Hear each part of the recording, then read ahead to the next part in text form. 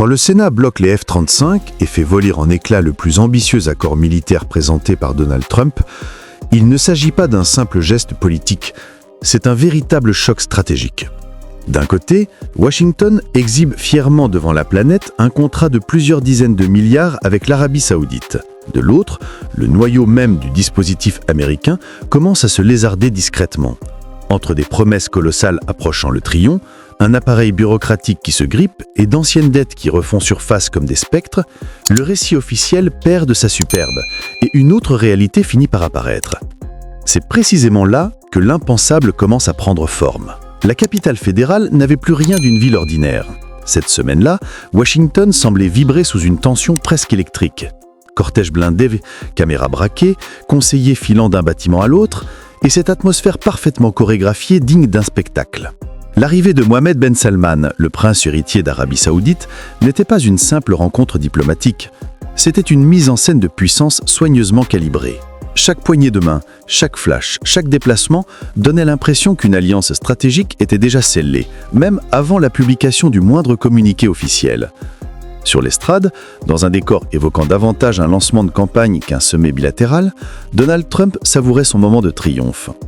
Drapé dans un océan de bannières américaines, entouré d'un public trié sur le volet, dirigeants d'entreprise, sénateurs influents, cadres de l'industrie de l'armement, et même un Elon Musk installé ostensiblement au premier rang, il annonçait un accord d'une ampleur spectaculaire. Avec assurance, il déclarait que l'Arabie Saoudite s'engageait à acheter près de 142 milliards de dollars d'équipements militaires américains. Chars, drones, systèmes sophistiqués et même des livraisons futures de F-35. Comme si un tel transfert n'impliquait aucun débat politique ou technologique sensible. Dans son style habituel, Trump plaisantait en affirmant que les approbations, traditionnellement interminables, pourraient être expédiées en 24 heures. Il se tourne vers Elon Musk, lance une boutade et laisse entendre qu'en Amérique, tout devient possible lorsqu'on décide d'accélérer. Mais derrière les rires et les applaudissements, quelque chose sonnait faux. Comme si la mise en scène servait à masquer un écart entre le discours public et la réalité stratégique. Car pendant que Trump vantait ses ventes monumentales, la Maison-Blanche diffusait discrètement un document encore plus ambitieux. Une fiche officielle qui ne se contentait pas de répéter les fameux 600 milliards annoncés quelques mois plus tôt. Elle affirmait qu'un nouveau seuil avait été franchi. Selon ce texte, l'Arabie Saoudite élargirait désormais ses engagements à presque $1 trillion investis aux États-Unis, un montant si gigantesque qu'il semblait taillé pour devenir instantanément viral. Le document listait une série d'accords présentés comme historiques. Un partenariat nucléaire civil censé ancrer pour des décennies les entreprises américaines au cœur du développement énergétique saoudien. Un cadre sur les minerais stratégiques destiné à harmoniser les stratégies des deux pays pour sécuriser les chaînes d'approvisionnement. Un protocole d'entente sur l'intelligence artificielle permettant à Riyad d'accéder aux systèmes américains tout en assurant, selon le texte, la protection des technologies sensibles. Une affirmation qui déclenchait déjà des sourires sceptiques parmi les experts en sécurité nationale. Tout y passait. Logistique, normes automobiles, coopération financière, création d'emplois, renforcement du leadership américain. Le message sous-entendu était limpide. Washington redevenait l'allié incontournable du Moyen-Orient et Trump en était le grand architecte. Mais c'est précisément à ce moment que les premières fissures apparaissent. Car pendant que Trump vantait ses ventes monumentales, une autre histoire, beaucoup plus discrète, refaisait surface. Une histoire qui ne venait ni de Riyad ni de la Maison-Blanche, mais d'une enveloppe arrivée au Congrès.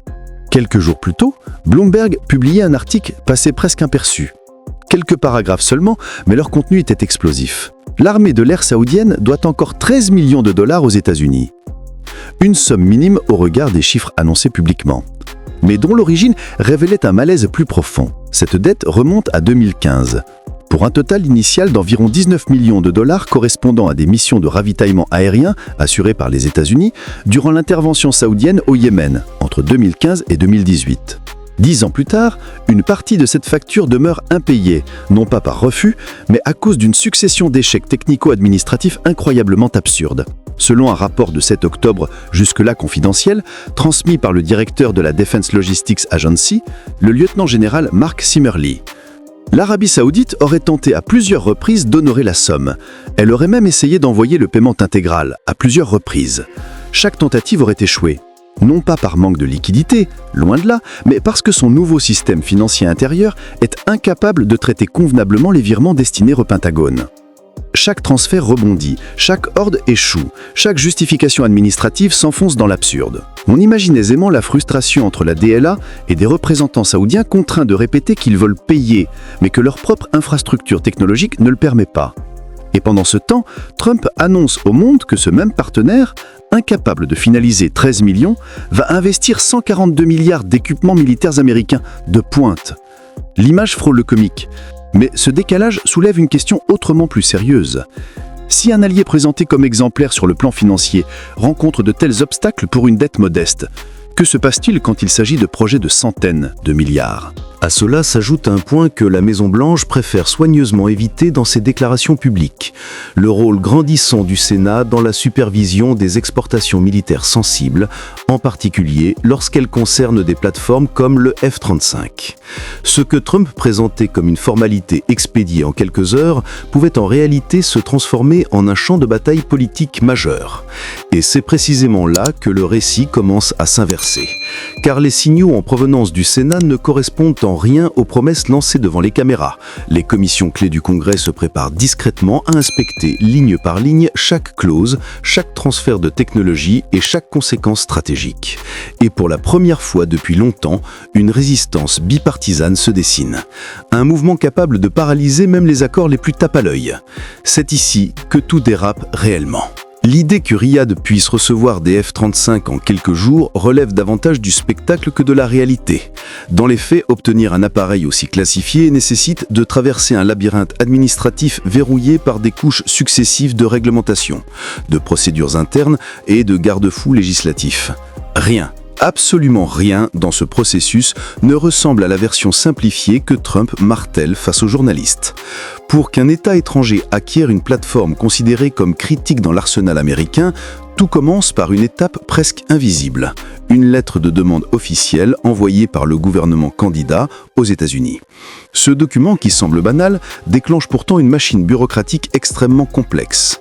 Il circule d'abord de manière informelle entre divers bureaux du Pentagone, des experts du département d'État, des conseillers spécialisés, et même, avant toute communication publique, entre les commissions clés du Congrès, la Senate Foreign Relations Committee et le House Foreign Affairs Committee.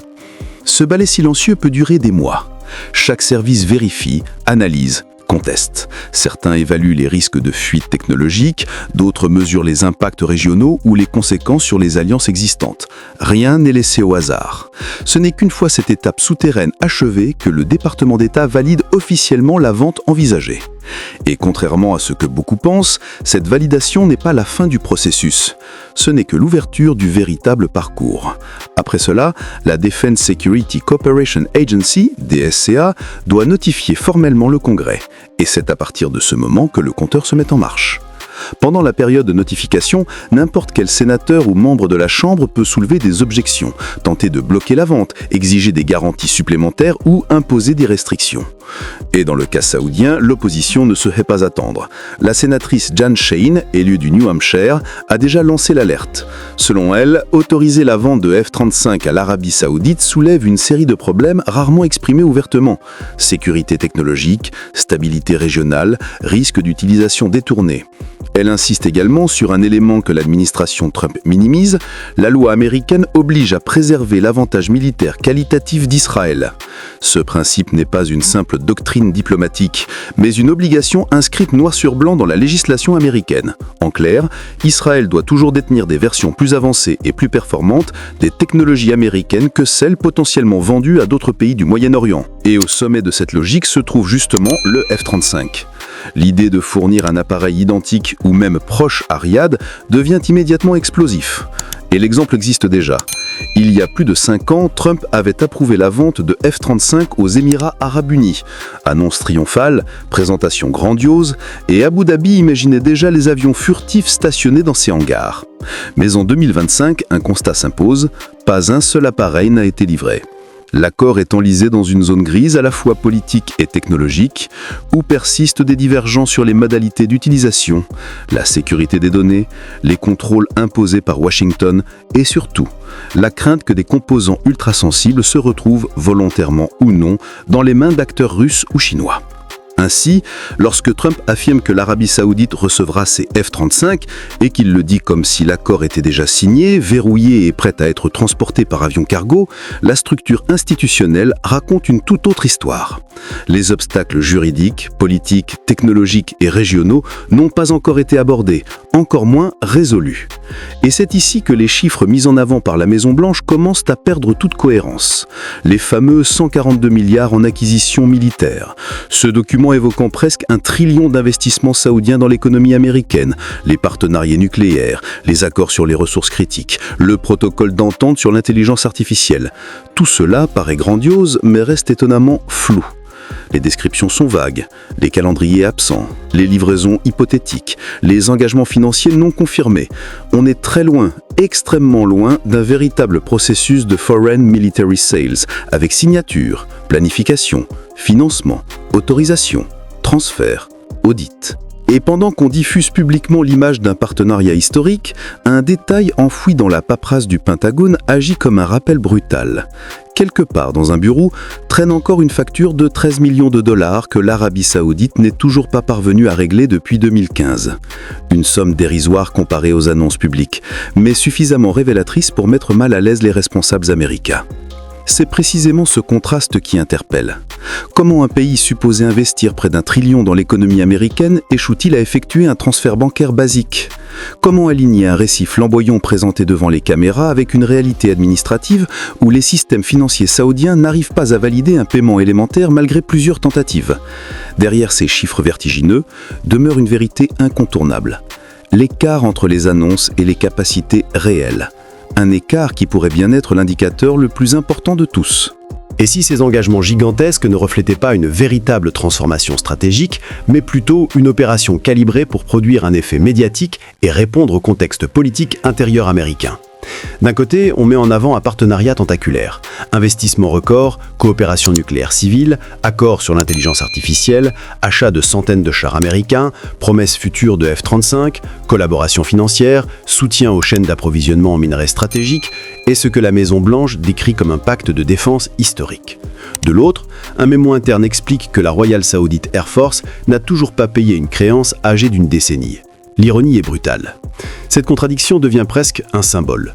Elle révèle non seulement les fragilités du partenariat annoncé, mais aussi la manière dont Washington construit parfois ses grandes proclamations, en empilant des chiffres impressionnants, des promesses titanesques et une réalité administrative coincée dans les rouages du passé. Plus profondément, une inquiétude plus récente commence à se glisser dans les discussions à huis clos du Congrès. Plusieurs sénateurs ne s'interrogent plus seulement sur les risques régionaux ou technologiques, mais aussi sur la logique économique réelle d'un partenariat aussi déséquilibré. Dans certains think tanks influents, des analyses circulent déjà discrètement. Elles soulignent une question rarement exprimée publiquement. Et si ces engagements saoudiens n'étaient pas le signe d'un engagement durable, mais plutôt un outil tactique utilisé par Riyad pour sonder les limites américaines ? Car un autre débat, encore discret mais bien réel, prend forme. Si l'Arabie Saoudite renforce autant ses liens avec Washington, comment cela s'articule-t-il avec ses discussions parallèles avec Pékin, notamment concernant une éventuelle participation saoudienne à des systèmes financiers alternatifs au dollar ? Ce sujet, longtemps tabou, commence à inquiéter certains diplomates américains. C'est dans cette zone d'incertitude que la véritable portée de cette affaire se révèle.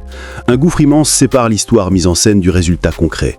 Un fossé entre 13 millions impayés et 1 trillion promis. Entre la simplicité affichée et la complexité institutionnelle. Entre les applaudissements captés par les caméras et les mémos internes ignorés du public. Cet écart, de plus en plus visible, n'est pas un simple détail narratif, c'est le cœur du dossier. Finalement, ce que cette histoire révèle n'est ni un accord monumental, ni un tournant géopolitique inédit, mais une sorte de miroir tendu à Washington. On y voit un exécutif qui promet plus vite qu'il n'est capable de concrétiser, un partenaire étranger dont les ambitions dépassent ses moyens administratifs, et un Congrès déterminé à rappeler que la puissance américaine repose moins sur des annonces spectaculaires que sur des processus exigeants, lents et strictement encadrés. La véritable question n'est donc plus de savoir si Riyad achètera un jour des F-35 ou si ses investissements atteindront réellement la barre du trillion. La vraie interrogation est de comprendre jusqu'où un récit politique peut s'éloigner de la réalité avant que les institutions, les lois et les faits ne ramènent l'ensemble à la raison.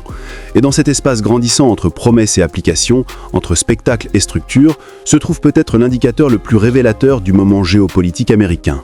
Jamais un chiffre n'a semblé aussi colossal, et jamais la confiance qu'il est censé inspirer n'a paru aussi fragile. Au final, cette histoire ne raconte pas seulement l'histoire d'un contrat militaire suspendu ou d'un chiffre astronomique brandi pour impressionner l'opinion, elle révèle surtout la mécanique souvent invisible qui façonne les relations internationales. Un monde où les annonces servent parfois de décor, tandis que les véritables décisions se jouent dans les bureaux où personne ne filme.